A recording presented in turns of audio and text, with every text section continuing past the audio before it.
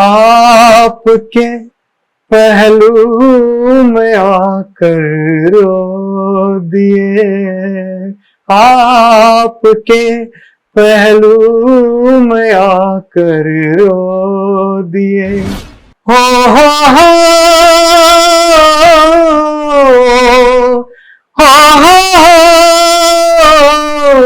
आज पुरानी राहों से कोई मुझे आवाज न दे, दर्द में डूबे गीत न दे, गम का सिसकता साज न दे, सुख के सब साथे दुख में न कोई।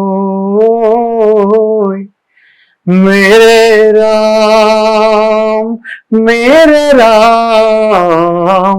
तेरा नाम एक साचा दूजा न कोई।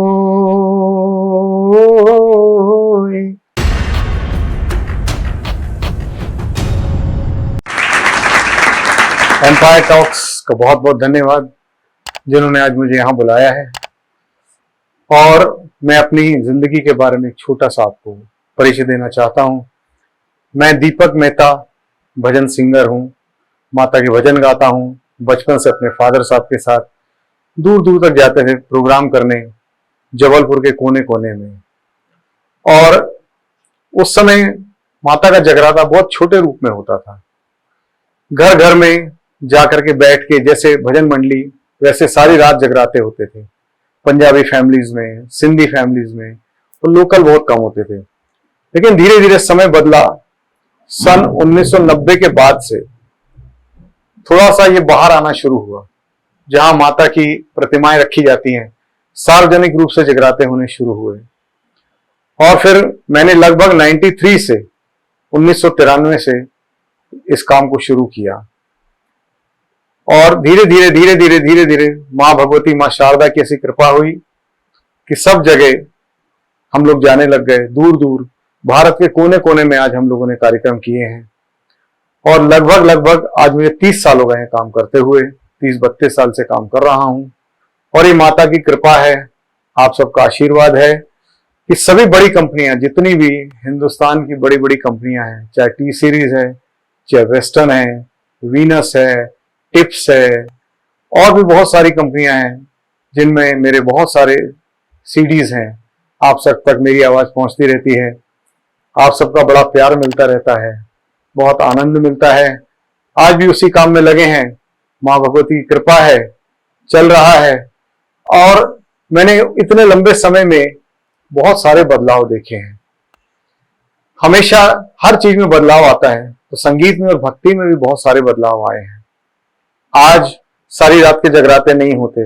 अब छोटे, समझ लीजिए 2 घंटे 2.5 घंटे की माता की चौकी होती है। 6-7 बजे शुरू होता है, 9, साढ़े 9, 10 बजे खत्म हो जाता है। ना अब लोगों में उतना पेशेंस है, ना उतना लोग झेल सकते हैं, ना उतनी भक्ति है। तो शॉर्ट एंड स्वीट काम होता है, गए 2-2.5 घंटे किए, चले आए।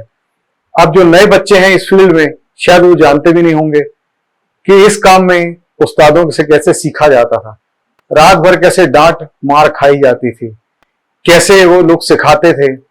मेरे पिताजी मौलीचंद मेहता जी, जो आज हमारे बीच नहीं है, लेकिन उनकी दी हुई कला आज भी हमारे साथ है। वो जो हम लोगों ने डांट मार खाई है, वो आज भी हम लोगों को तराशती है। अब नए बच्चे उतनी मेहनत नहीं करते हैं, लेकिन मेरा सबसे यही निवेदन है कि सब संगीत में डूबें, उसको समझें, उसकी गहराई में जाएं।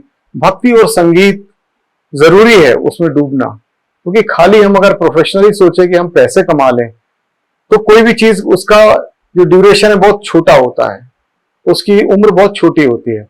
लेकिन अगर कोई लंबी रेस का घोड़ा बनना है, तो पहले सीखना चाहिए, उसको रियाज करना चाहिए, उसमें डूबना चाहिए।